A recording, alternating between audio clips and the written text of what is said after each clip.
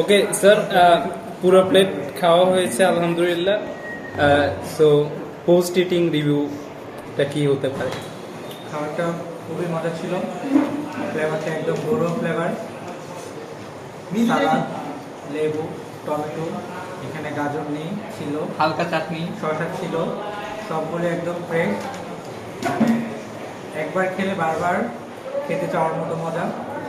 আর বিফগুলোর সাইজগুলো খুবই বড় ছিল এবং অয়েলের পরিমাণটা খুবই কম ছিল, মানে লস পিস যেটাকে বলে, এটা প্রায় ছিলই না বলে দুইটা ছিল, ফাইন আমাকে দিয়েছে, আমি খেয়েছি। এবং রাইসে হচ্ছে মটর দানা ছিল, মটর দানাটা একদম খুবই মুচমুচে না, মানে থাকে না অনেক সিদ্ধ হয়ে গলে যায়, এটা একদম গলে যায়নি। স্যার আমার চাটনির কথা বলুন। হ্যাঁ অবশ্যই বলবো, এটা একদম স্বাদে গুণে মানে মানে কি বলে খেতে, যাই হোক কিছু একটা ছিল।